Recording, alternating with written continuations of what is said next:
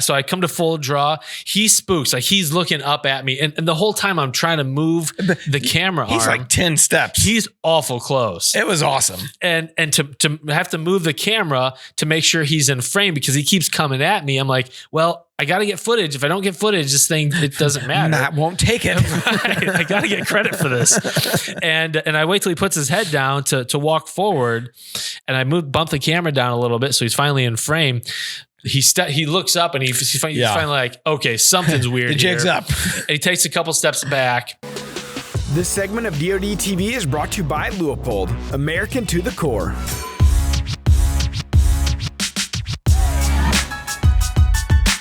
What's up, everybody? Welcome back to the Drury Outdoors 100% Wild Podcast, episode number 184. I'm Tim Chelzick, and I want to say yeehaw.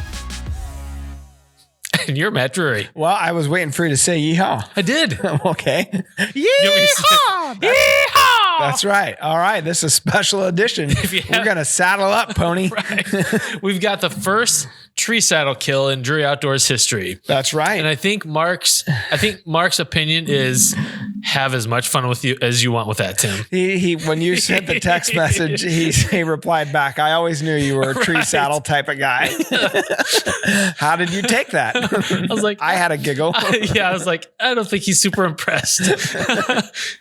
So enjoy your saddle, Tim. Obviously, we've done 2 tree saddle episodes so far. We did one with Chris Duncan and Keith Bean from GSM, and they were kind of introducing this hawk saddle that they were coming out with. And then we did another one with Mark Kenyon where he kind of got into the ins and outs because admittedly he had more kind of expertise around saddle hunting in general. Mm-hmm. So because he had done it where we had not. Exactly.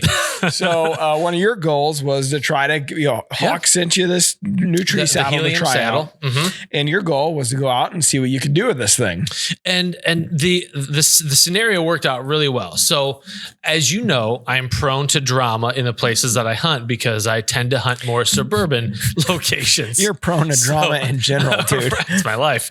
A couple weeks ago, I'm setting up a stand on my lease and I got a text like, hey, the guy that used to hunt out here 5 years ago is on his way. He's going to hunt this afternoon.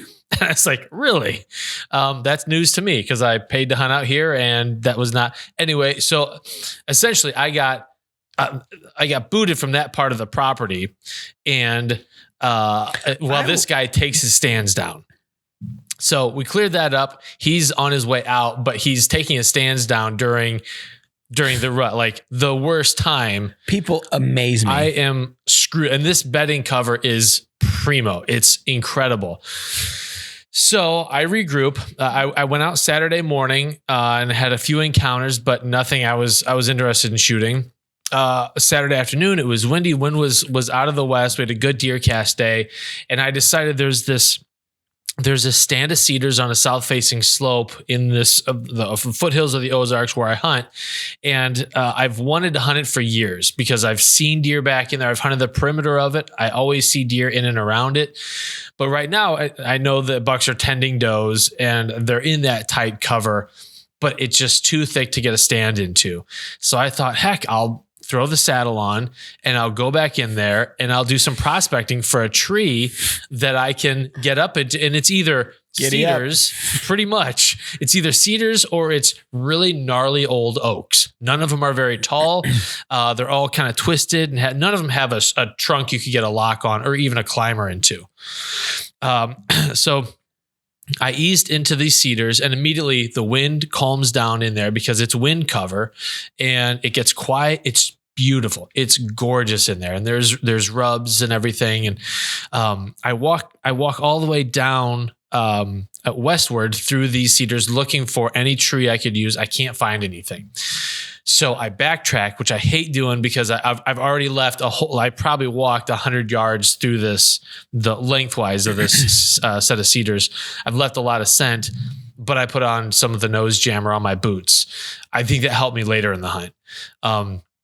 Walk back up to where the trail kind of pinnacles in the cedars. It's at the mouth of a huge cave. It's called Indian Cave. Just a really neat spot. And I found an old oak tree and it's, I don't know, maybe 1.5 feet wide. It's not a very big tree, but I climb it and get strapped in and it's tight. I've got maybe a 20-yard perimeter or like a 20-yard radius to shoot within. Otherwise, everything else is just thick. And when you're in the saddle, the majority of your weight is hanging in your seat harness, but the helium saddle comes with. You mean like his cadangle don't work? It does. Thank you. There's also a back strap that goes around kind of like right where your lats are. And that takes some of it redistributes some of the weight onto your back. And so have I lost you already? I feel like I've lost you. No. I'm a child. I just keep thinking of the cadangle don't work. Continue. I mean, what are you going to do? Continue. Let's do that. When I had my first beer. All right, let's go. So I'm probably at a 45-degree angle, and I didn't have one of the platforms. The platforms are saddle hunting in general is becoming such a huge deal that the manufacturers are having a hard time keeping the equipment in stock. So I didn't have the saddle that goes with the kit, but I did find a platform that goes a platform. Yeah. Sorry, yeah. I didn't have the platform, but I did have a decent limb that I could kind of wedge my feet onto. It's saddle hunting. I think if I were to be a lot heavier, I don't think it would be a good option for me because I don't think it would be comfortable long term. I was in the saddle for probably 3 hours that afternoon, and I could see how if I was carrying extra weight, that might get a little uncomfortable. Fat shaming, okay. So I'm just saying you should not wear the saddle. Is that you suck, Matt? All right, let's go. So I knew like in that scenario, if I see any deer movement, I'm going to have to turn the camera on because I've got 4 total cameras on me between Tacticams and my big camera. If I see a deer, I'm going to have to turn the cameras on because I'm just not going to have much time to react. Well, 3 hours into the sit, I see legs moving in the cedars below me coming my direction. And so I start turning all the cameras on and as she gets closer, I can tell it's a doe, but that's this time of year. You see a doe, yeah. Good chances are. You assume there should be a buck behind her. That's right. And so she comes out into the clearing, and I can tell there's movement back behind her. I'm thinking, what's this going to be? And I can see it's got a rack, and already I'm getting nervous though because I'm maybe, I don't know, 15, 18 feet up this tree. I'm not very high up it, and she's coming right towards my tree. And anytime a deer comes right to you, you're worried about, well, I put my backpack down there, and you don't want them to cut your trail, pick up your scent. She continues feeding underneath me, and the buck continues coming, and he's standing just on the edge, like they do, just on the edge of the clearing, no shot. I can tell it's a decent buck. It's probably a 3.5-year-old buck. It's the Nubbin 9. It's the buck I passed on earlier in the season. He's the buck that I told my daughter Sophie that she could shoot if she had the opportunity. I know I'm not a good person. Don't feel great about that part, but she wasn't She'll get there. over it. She's got a lot of years to hunt. And this to me is where deer hunting is so contextual, because I chose not to take that deer back in September, October when I saw him. It was just a traditional, he came into my food plot. I had him at probably 15 yards. Counter. It really was, but I just didn't have the mass that I was looking for at that point in the season. Plus it was early in the season. But he's standing on the edge, watching her, tending her. He lets out a tending grunt, which is cool to see and hear in close quarters. And I'm thinking, he's still a pretty good deer. Did it sound kind of like this? That's what, yeah, that's exactly what it sounded like. And he didn't stop. I've just been dying to use that all podcast. Speaking of, I tend to do a lot of tending grunts myself, if that's what they sound like. Ask Scott about Saturday. We got a new soundboard sounds. Can't wait. Yep. Can't wait. So I'm leaning out in my saddle and all the cameras are going, and I've decided, okay, I'm going to try to shoot this deer. And the doe continues feeding, and I assume the doe's going to bust me because she's right there. I can hear her chewing. She's so darn close. And thank you. You are the soundboard. That was me, guys. Wow. You got a little bonus this week. An extra candy bar for lunch. I looked at the footage. It's 11 and a half minutes worth of encounter footage, which to me, that's an eternity, really. It really is, especially when you're hanging out over the limb at about a 45-degree angle, supported by a chest harness and a waist harness. Gymnast. It was a lot of contorting. That's what she said. And so the buck walks in, he comes to kind of bump the doe a little bit, but then he realizes there's a lump in that tree that I've never seen. And I'm in my blaze orange also. So I don't believe deer can see the blaze orange, but mentally, I don't like wearing it when I'm bow hunting. Mentally, I'm hanging from the side of a tree and I stand out like a pumpkin. Yesterday I was out there filming some stuff and I looked up at the same tree and I was wondering like, what in the world was going through that deer's brain? Look at that giant limb. Like, what is that? So I come to full draw. He spooks, like he's looking up at me. And the whole time I'm trying to move the camera He's arm. like 10 steps. He's awful close. It was awesome. And to have to move the camera to make sure he's in frame because he keeps coming at me. I'm like, well, I got to get footage. If I don't get footage, this thing, it doesn't matter. Matt won't take it. Right. I got to get credit for this. And I wait till he puts his head down to walk forward and I bump the camera down a little bit. So he's finally in frame. He looks up and he's finally like, okay, something's weird. The jig's up. And he takes a couple steps back. And he turns and he looks back at the doe like, is Cindy still there? Is this, are we still good? But then you can tell he's looking at me and you can see him like load up, like he's about to drop. He is. And I came to full draw and Got him. I did. Yeah. It was a perfect shot. Great shot. I mean, you couldn't have placed an arrow any better. Which I love. I am a nerd about arrow placement. I just love seeing where that arrow hits. Pass through. Full pass through. He bounds out of there.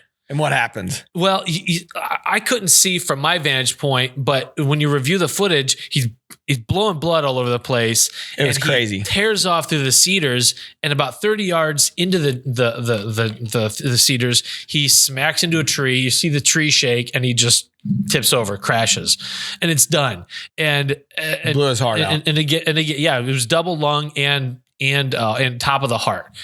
Crazy. It was the Rage Tri-Pan that I was shooting, and that thing just slips through him like nothing. Like butter. That's right. And it was done. And I just could not believe that happened. I was so out of breath. I've killed much bigger deer in my life, but I don't know that I've had an encounter that was that exhilarating because it literally was a full body experience. Your face, it was like this. I think I'm going to throw up. Literally, when your reaction, that's what I thought. Like, Tim's out of breath. He's going to have a heart attack. My wife was watching. She's like, why are you so out of breath? Because you never get this way normally. My cardio is pretty good. Like I'm in pretty good shape. And to get that out of breath tells you how elevated my heart rate was. Pumped up. It was so much fun. And that hunt would not have happened without the flexibility of a saddle to get into that tree. Giddy up. You're not a doucher. I'm not. At least not today. Yeah, it was awesome. Congratulations. It was such in the footage. I mean, it's one thing I feel like to try to do the tree saddle hunt, but it's another thing to film and bow hunt and do the tree saddle hunt. Like those three things, like you picked three very hard things to do. Stupid. Yeah. Some would say it's stupid. Don't do it. Yeah. So we've got three angles on the deer.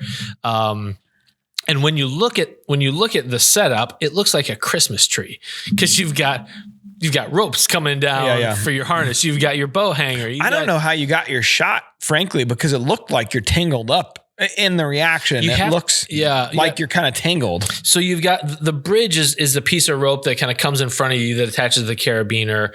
And so you've got the bridge and then you've got the back strap that attaches also.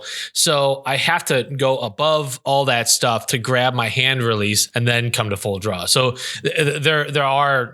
it's a different shooting Nuances. Scenario. That's a good word. Yes. It's a totally Wildlife different word scenario. of the day. Nuance. Brought to you by Matt Drury. That's right. And DeerCast. So we got the first tree saddle kill of Drury Outdoors out of the way. Blow it up. Everything else is my better. man. I'm proud of you. Thank you. That was a heck of a hunt. Very, very awesome. I'm excited to put it together and share it on DeerCast. Despite what Mark says. Right.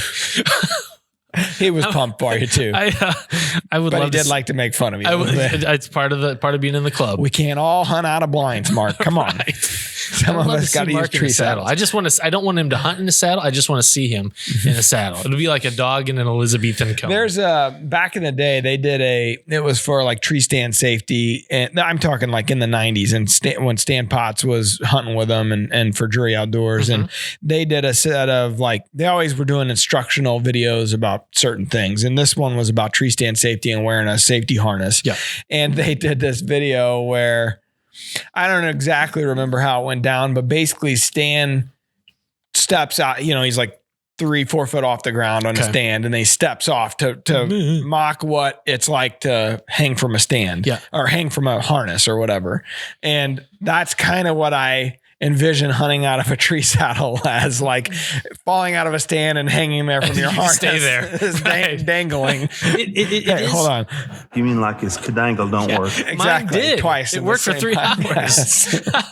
That is the major difference, because in your harness, you think, if I need to use this, I'm using it once and it's only going to be temporary. Yeah. But the saddle, you're relying on that the entire time you're in the tree. And I've rock climbed, I've rappelled, I've facilitated high ropes courses. So I've had some experience with being in a saddle, but never as long as that.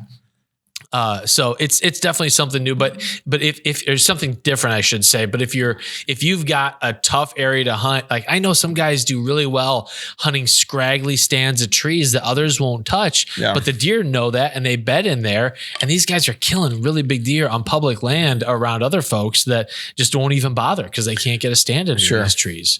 So just another option for folks. I'm just saying. Pretty awesome, man. He did.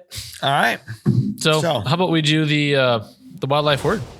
All right. It's brought to you by Hunter Specialties, makers of the comprehensive Scentaway line of scent elimination products. All right. What is it? The wildlife word, we're getting a little generous with wildlife words these days, because sometimes they're not always words. Sometimes they're just like a number. So I am cheating and I'm looking at your... It's okay. I put that there for you. You're not cheating. You're not going to believe this.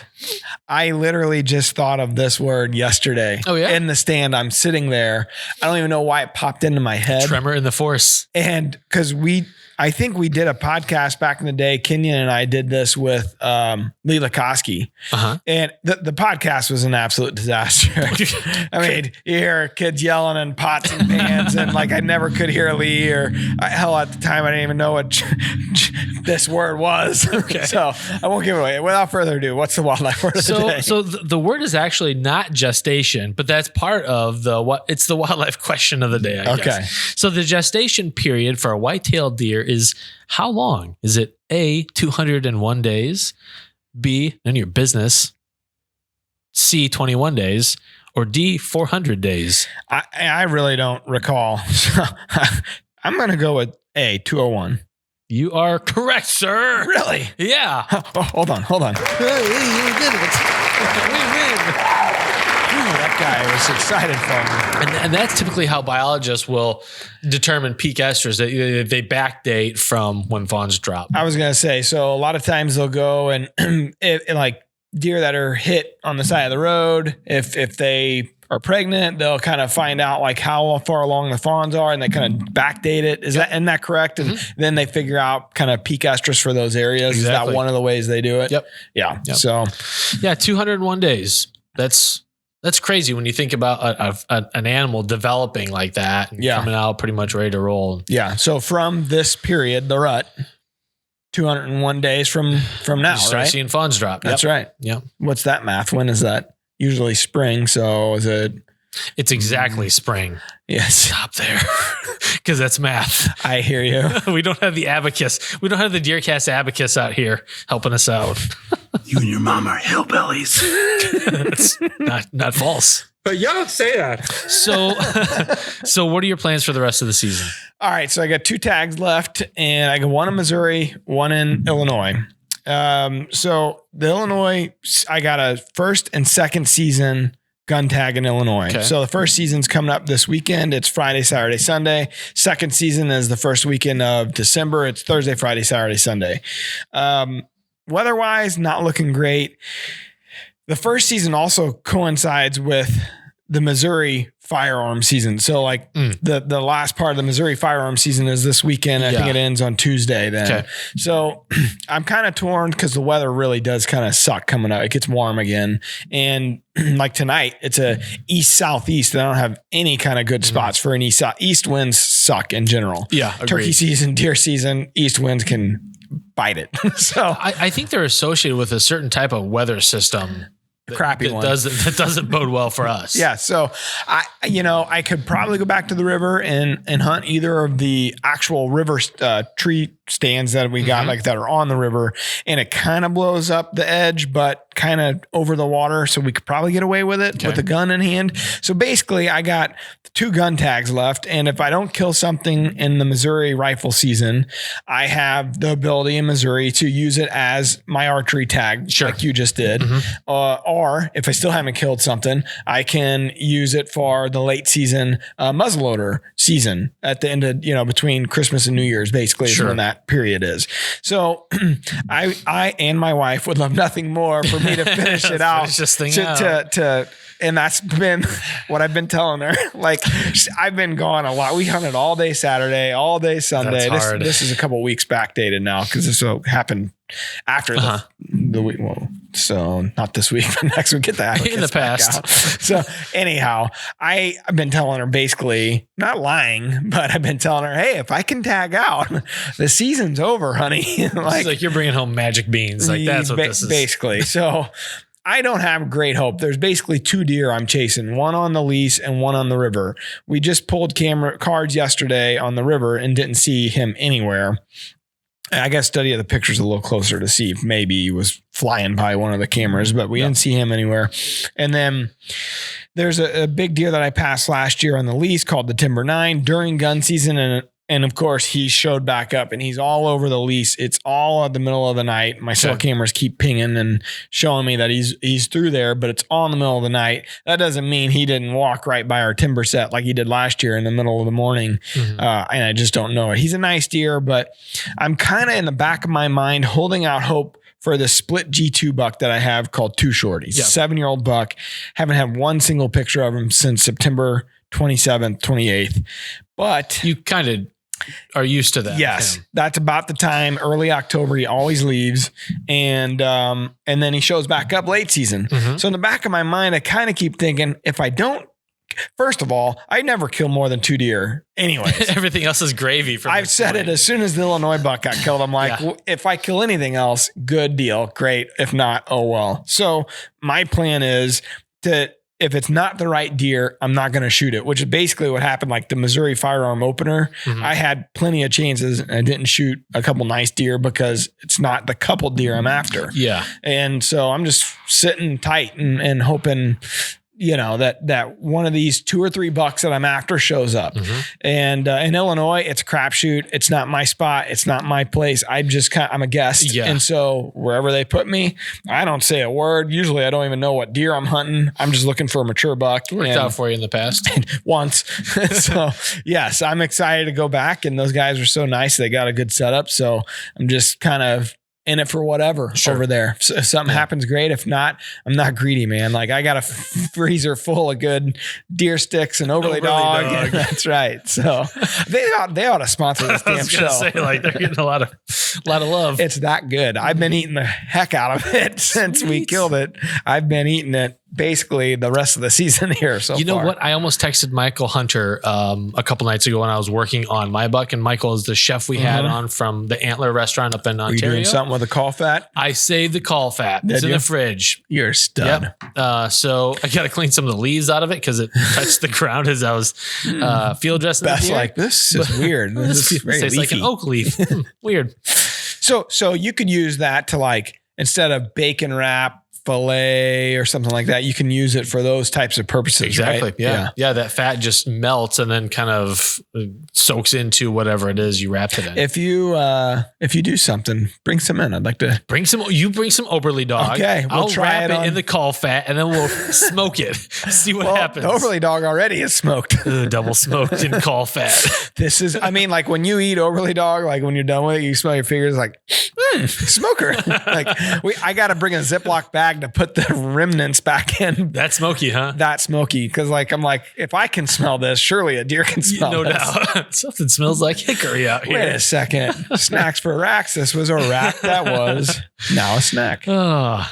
All right. So yeah, get the hell out of here. why don't we? Yeah. So everyone, thanks for watching. If you want to leave a question of the day, just click the link in the show notes and it'll take you to a place where you hit leave voicemail and Beep, do boop, that. beep, boop, boop. It's easier than that even. It's like, that was like 8 clicks. This is probably 2. You know what it was? I got too comfortable and I started to get fancy. Well, I think that's true for both of us on this show. Yes. This one's been soundboard laden. It is, yeah, which will probably be a highly rated episode. That's right. Saddle up, everybody. Get us in trouble. One of the two. We're going to get reprimanded. All right. Thanks for watching, everybody. Till next time. Peace out. We're adding new videos every week, so make sure to click that subscribe button and check out all of our amazing content. This episode of DoD TV was brought to you by Bass Pro Shops and Cabela's.